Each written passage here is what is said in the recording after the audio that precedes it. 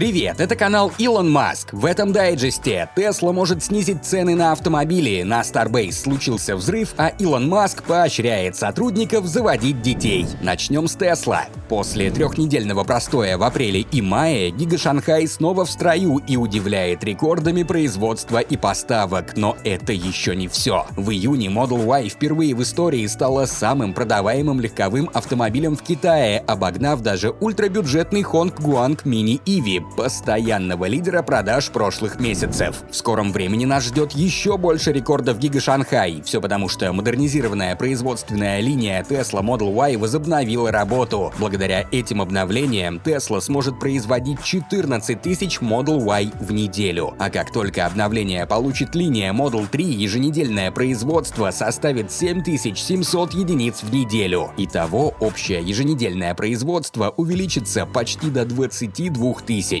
Тот случай, когда 22 тысячи в месяц — это прям хорошо, а не чем за квартиру платить.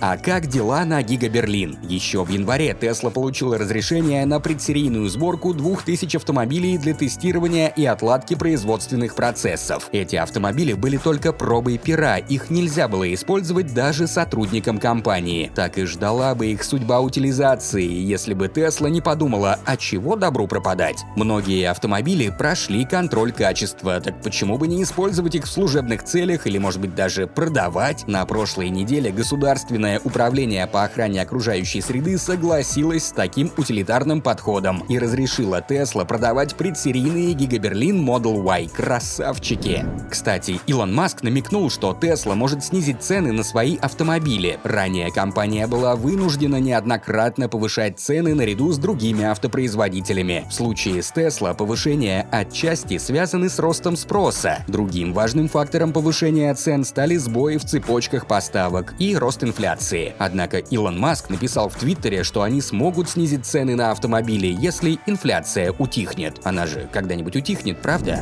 А пока нам нужно больше заводов. После долгих разговоров о том, собирается ли Panasonic построить новый завод по производству батарей для электромобилей Tesla в США, слухи становятся правдой. Губернатор Канзаса Лора Келли подтвердила, что Panasonic построит завод по производству батарей для электромобилей. Компания инвестирует $4 миллиарда в проект, который создаст до 4000 рабочих мест. На новом заводе Panasonic планирует производить аккумуляторы формата 4680 для Model Y, Cybertruck и других автомобилей Tesla следующего поколения. А тем временем уходит эпоха. Старший директор по искусственному интеллекту Tesla Андрей Карпати покинул компанию после 4-месячного отпуска. В своем заявлении Карпати сказал, что ему было очень приятно работать в Tesla в течение 5 лет, помогая автопилоту пройти путь от удержания полосы движения до навигации по городским улицам в режиме FSD Beta. Каких-то конкретных планов насчет будущего у Карпати нет. Он намерен больше времени посвятить своим давним увлечениям, связанным с технической работой в области искусственного интеллекта, открытого кода и образования. Илон Маск поблагодарил Андрея в Твиттере за весь его вклад в Tesla и сказал, что для него было честью работать с ним. Также Карпати отметил, что у Tesla очень талантливая команда по разработке автопилота, просто у нее нет его публичности. Ведь многие даже не знают, что руководителем разработки Autopilot является Ашок Элсувами, стоящий во главе команды. Мы тоже будем скучать по Андрею, хотя озвучивать его было нелегко. Обычно Карпати говорит на скорости X2, но он крутой. Удачи ему! А мы переходим к новостям про SpaceX. Минувшая неделя для SpaceX была насыщенной. Сразу 2 запуска. SpaceX запустила на космическую станцию грузовой корабль Cargo Dragon 2 и вновь отправила на орбиту новую партию спутников Starlink. Оба запуска прошли успешно.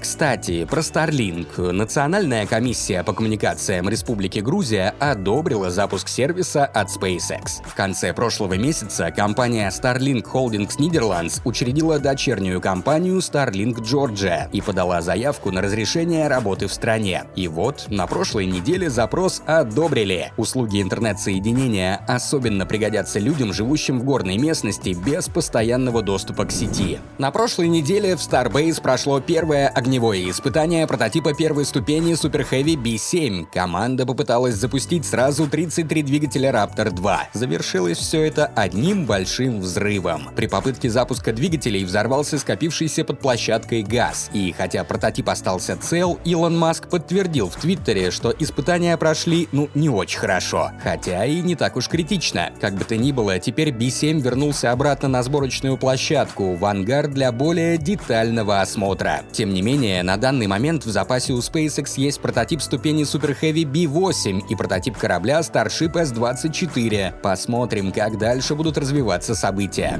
Роскосмос и НАСА договорились о перекрестных полетах. Места расписаны для двух миссий, а именно Crew-5 от SpaceX и Союз МС-22 от Роскосмоса. Это позволит обеспечить постоянное пребывание на МКС членов экипажа от двух стран, чтобы поддерживать сегменты станции, в том числе и в случае внештатной ситуации. Миссия на корабле Crew Dragon запланирована на осень. Членом основного экипажа станет россиянка Анна Кикина. В качестве дополнительной новости новым генеральным директором госкорпорации Роскосмос стал Юрий Борисов. И вновь ушла эпоха.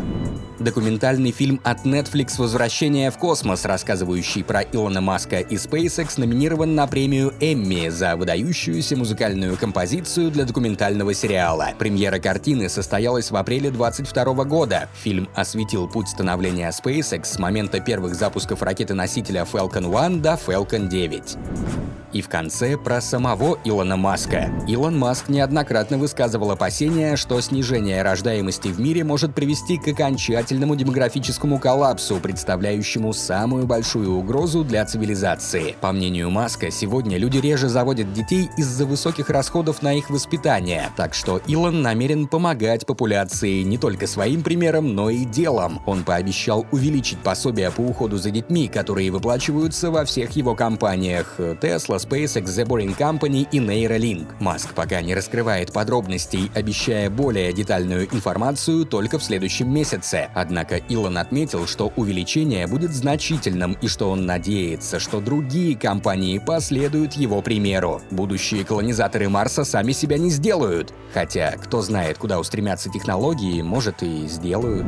Илон Маск и Твиттер еще даже не дошли до зала суда, а вот прения, кажется, уже начались. Твиттер надеется как можно быстрее назначить дату суда и продолжить судебный процесс уже в сентябре, чтобы заставить Маска купить социальную сеть. Адвокат Маска возразил, что для такого судебного разбирательства сроки уж больно сжатые. Юридическая команда Маска требует судебного заседания не раньше февраля 23-го. Предварительное слушание должно состояться сегодня, а чем там все закончится, мы узнаем, скорее всего, только завтра. Хотите узнать в числе первых? Тогда подписывайтесь на наш телеграм-канал. Там мы оперативно публикуем самые свежие новости. Скоро увидимся!